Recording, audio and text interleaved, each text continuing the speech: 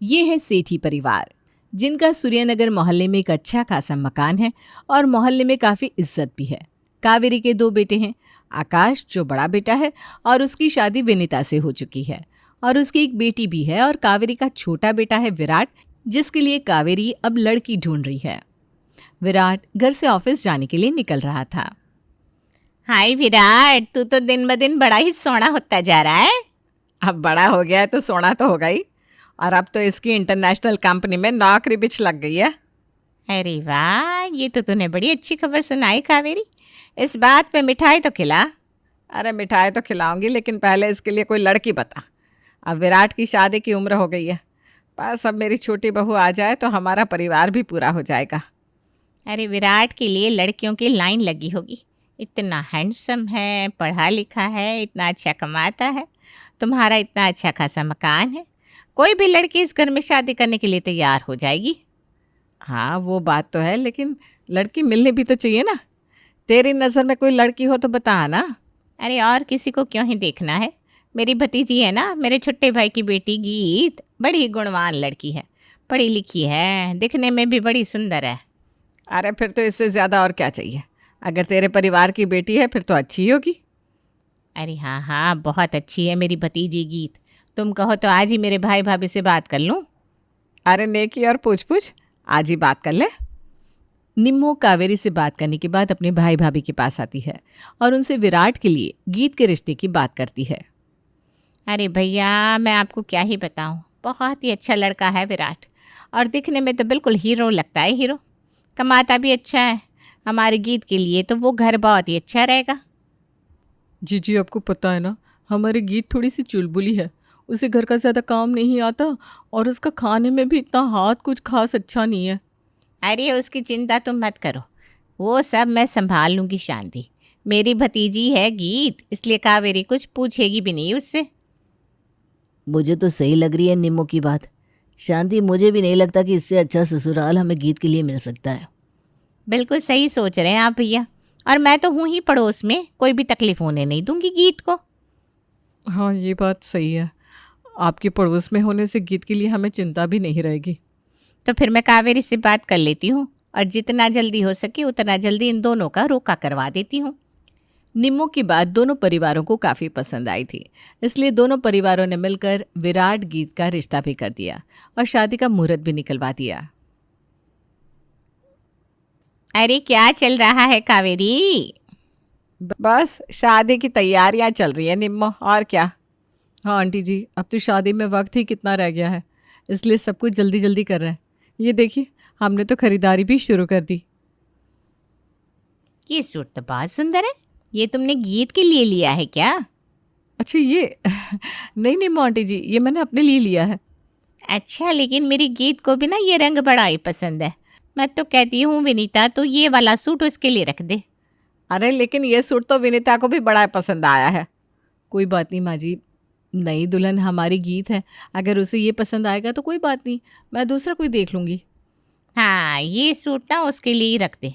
निम्मो के कहने पर विनीता ने अपना सूट गीत के लिए रख दिया। ये तो छोटी सी बात थी, इसलिए किसी ने उस पर ध्यान नहीं दिया, लेकिन निम्मो के मन में अब ऐसा था कि उसे गीत के लिए सब कुछ अच्छा ही करना है, इसलिए अब वो हर काम में ये ध्यान रख रही थी कि गीत को सबसे अच्छा मिले और ज़्यादा मिले। आओ गीत, तुम्हारा इस घर में स्वागत है। गीत, ये चावल का कलश अपने दाएं पैर से गिराकर अंदर आओ। दायां पैर मतलब राइट? आजा आजा, ध्यान से आना बेटा। जी बुआ जी। निम्मो, अब तुम्हें गीत की चिंता करने की कोई ज़रूरत नहीं है, अब वो अपने ससुराल में आ गई है। हाँ आंटी जी, अब हम हैं गीत का ध्यान रखने के लिए। हाँ हाँ, लेकिन मैं भी क्या करूँ, गीत को बचपन से अपनी बेटी की तरफ पाला है, इसलिए उसके लिए चिंता रहती है ना बस। हाँ वो बात तुम्हारी सही है, लेकिन यहाँ इतने लोग हैं अब गीत का ख्याल रखने के लिए हैं। ठीक है, अब मैं चलती हूँ। गीत बेटा अपना ख्याल रखना, और अगर कोई भी दिक्कत हो तो मैं हूँ, ठीक है? जी बुआ जी। निम्मो अपने घर चली तो आई थी, लेकिन उसे अभी भी गीत की फिक्र हो रही थी, क्योंकि उसे पता था कि गीत काम करने में इतनी अच्छी नहीं है और ना ही उसे अच्छे से खाना बनाना आता है। इसलिए उसने अपने रसोई की खिड़की खोल दी, जिससे वो गीत को देख पाए। अरे गीत बेटा, क्या कर रही है? बुआ जी सबके लिए चाय बना रही हूँ। तू क्यों चाय बना रही है? वो विनीता कहाँ गई? हमेशा तो वही बनाती है चाय। भाभी ना वो पिंकी स्कूल के लिए तैयार हो रही है। तुझे काम पर लगाकर खुद अपनी बेटी को तैयार कर रही है। वाह भाई वाह, तेरे आते ही उसने काम चोरी शुरू कर दी। बुआ जी ये चाय में और क्या डालते हैं? देख, मैं ना तुझे चाय का मसाला देती हूँ, उसे चाय में डालेगी तो तेरी चाय उस विनीता से भी ज़्यादा अच्छी बनेगी। ठीक है बुआ जी। निम्मो गीत को चाय का मसाला देती है, जिससे उसकी चाय और भी मज़ेदार बन जाती है और वो जानबूझकर फिर उसके घर आती है। माँ जी ये लीजिए चाय। अरे गीत, वाह क्या खुशबू आ रही है चाय की। मेरे घर तक आ रही है चाय की खुशबू तो। हाँ, ये बात तो सच है कि आज गीत ने चाय विनीता से भी कई गुना ज़्यादा अच्छी बनाई है। मज़ा आ गया भाई पीकर इसे। अरे मेरी गीत है ही ऐसी, जो भी काम करती है बड़े दिल से करती है। चाहे उसका आज ससुराल में पहला दिन है, लेकिन देखो विनीता को कितना आराम दे रही है ना? खुद सारा काम कर रही है। हाँ, विनीता वैसे तो सुबह ही काम पर लग जाती है, लेकिन आज तो गीत ने सब कुछ संभाल लिया है। शाबाश बहू। और आज तो गीत की पहली रसोई भी है। आज? हाँ, आज उसका पहला दिन है ना रसोई में, तो आज ही उसकी पहली रसोई करवा देंगे। पहले कुछ मीठा बनाएगी, फिर सबके लिए खाना बना देगी। अच्छा ठीक है ठीक है, फिर मैं भी चलती हूँ। अरे तुम्हें क्या हुआ? तुम इतनी जल्दी में कहाँ जा रही हो? अरे मुझे भी तो तैयारी करनी पड़ेगी ना। तैयारी किस बात की? अरे मेरा मतलब है मुझे भी घर में खाने की तैयारी करनी है। निम्मो अपनी भतीजी गीत को इशारा करती है कि वो रसोई में आ जाए। गीत भी अपनी बुआ का इशारा समझ जाती है और रसोई में आती है। बुआ जी क्या बनाऊं आज खाने में? एक काम करते हैं, आटे का हलवा मैं बना कर देती हूँ और सब्जी भी, तो बस रोटियाँ और रायता बना दे। ठीक है बुआ जी। निम्मो गीत की पूरी मदद कर रही थी, जिससे ससुराल में उसका नाम विनीता से भी ऊंचा रह सके, लेकिन साथ ही साथ वो गीत के मन में विनीता के खिलाफ जहर भी भर रही थी। ये ले, सारा खाना बन गया है, अब जाकर सबको परोसते। हाँ थैंक यू बुआ जी।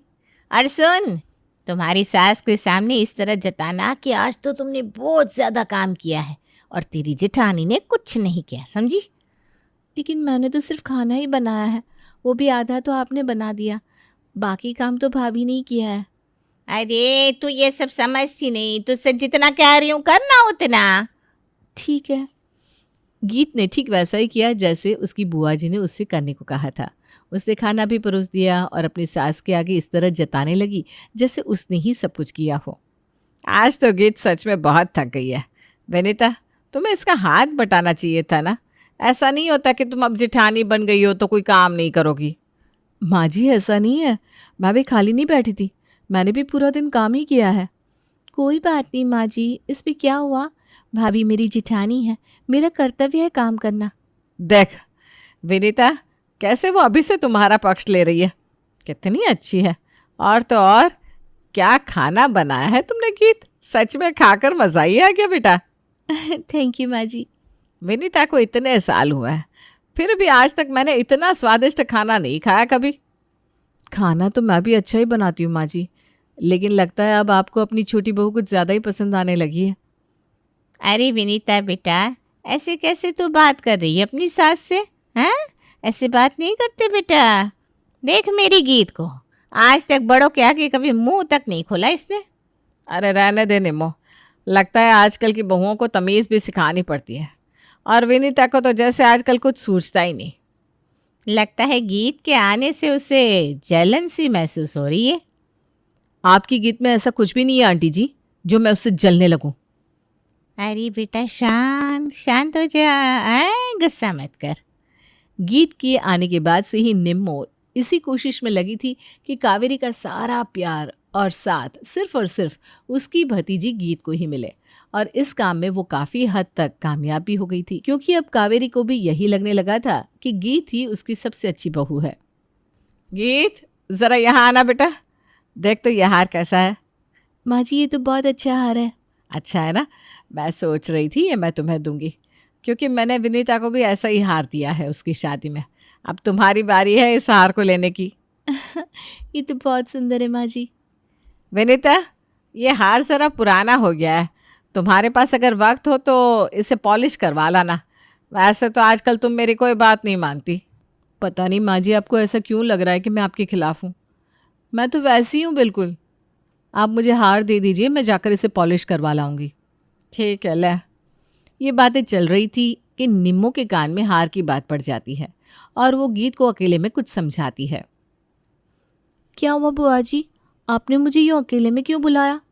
अरे तू तो भोली की भोली ही रह जाएगी। अपनी जिठानी को इतना महंगा हार दे रही है, कहीं उसकी नीयत खराब हो गई तो। नहीं बुआ जी, भाभी के पास तो पहले से ही ऐसा वाला हार है, वो क्यों मेरा हार लेने लगी? अरे ठीक है, नहीं लेगी, लेकिन तुझे अपनी सास को तो यही शक डालना है कि तेरी जिठानी की नज़र तेरे हार पर है। लेकिन बुआ जी, हम ये साबित कैसे करेंगे कि भाभी वो हार ले रही हैं? वह सब तू मुझ पर छोड़ दे। तू बस इतना काम कर कि अपनी सास के मन में विनीता के लिए शक का कीड़ा डाल दे। निम्मो के कहने पर गीत अपनी सास के पास जाती है और विनीता के प्रति उसके कान भरना शुरू कर देती है। माँ जी, आपको नहीं लगता कि हमने भाभी को वो हार पॉलिश करवाने के लिए देकर गलती कर दी है? मैंने अपनी आंखों से देखा कि वो उस हार को ना बड़ी गौर से देख रही थी और ये भी कह रही थी कि मेरा हार उनके हार से काफ़ी अच्छा है। क्या विनीता ऐसा कह रही थी? लेकिन मैंने तो तुम दोनों के लिए एक जैसा ही हार बनवाया है। हाँ माँ जी, देखिए ना, फिर भी वो तो यही कह रही है कि आप मुझे ज़्यादा प्यार करती हैं। पता नहीं विनीता को क्या हो गया है। कावेरी और गीत बात कर रहे थे, तभी विनीता दौड़ते हुए आती है और घबराते हुए कहती है, माँ जी, वो हार मेरे रूम से पता नहीं कहाँ चला गया, मिल ही नहीं रहा है। लेकिन मैंने तो तुम्हें संभाल कर रखने के लिए दिया था ना, घर से वो हार कहाँ जा सकता है? अरे और कहाँ जाएगा विनीता, तुमने ये सही नहीं किया। हार की लालच में तुम इतना गिर जाओगी, मैंने तो सोचा ही नहीं था। निम्मो, तू यहाँ क्या कर रही है? और तुझे कैसे पता चला कि हम हार के चोरी होने के बारे में बात कर रहे हैं? तू तो अभी अभी आई है और गीत भी यहीं खड़ी है, उसने भी तुझे नहीं बताया। फिर तूने आकर सीधा कैसे कह दिया कि हार चोरी हो गया है? अरे वो तो मैं क्योंकि हार इन्होंने लिया है ना आंटी जी? क्या? मैं भला क्यों हार लेने लगी? मेरी बुआ जी हार क्यों लेने लगी? क्योंकि वो हमारे घर में फूट डलवाना चाहती है। उन्होंने ही तुमसे कहा था ना कि माँ जी के कान भरो, है ना? क्या हुआ, चौंक गई कि मुझे कैसे पता चला? क्योंकि माँ जी और मैंने तुम दोनों की बात सुन ली थी। हम दोनों बस तुम दोनों को रंगे हाथ पकड़ना चाहते थे। ये हार कोई असली नहीं है। वो तो भाभी, बुआ जी ने ये सब। निम्मो, ये तूने सही नहीं किया। तेरी भतीजी का नाम ऊंचा रखने के लिए तूने मेरे घर में आग लगा दी। गीत, आज के बाद तुम अपनी बुआ जी की बात नहीं सुनोगी। अब तुम्हारा घर ये है, हम तुम्हारा परिवार है, और अपने घर की बातें कभी भी बाहर वाले को नहीं बतानी चाहिए। इससे ही ससुराल में एक बहू का स्थान बना रहता है। और निम्मो, तुम अगर चाहती हो कि तुम्हारी भतीजी अपने ससुराल में खुश रहे तो उसकी मदद करना छोड़ दो। वो जैसी भी है, अब हमारे घर की बहू है। जी माँ जी, मैं समझ गई हूँ। बुआ जी, आज के बाद आप मेरे ससुराल में दखल नहीं देंगी। अब मैं बुआ जी की बेटी नहीं, सेठी परिवार की बहू हूँ। आंटी जी, आप पड़ोसन हैं और पड़ोसन ही बनकर रहिए प्लीज़। अब आपकी बेटी हमारे घर की छोटी बहू है और हम दोनों देवरानी जेठानी को कैसे चलना है हम खुद देख लेंगे। आपने आज तक जितनी मदद की है उसके लिए धन्यवाद। अरे मैं तो बस यूं ही वो बाय निम्मो, अब ये तुम्हारी बेटी का घर है और बेटी के घर बार बार आना अच्छा नहीं लगता ना। हाँ सही बात है। गीत को हम संभाल लेंगे। टाटा। हाँ चलती हूँ फिर। अच्छा गीत।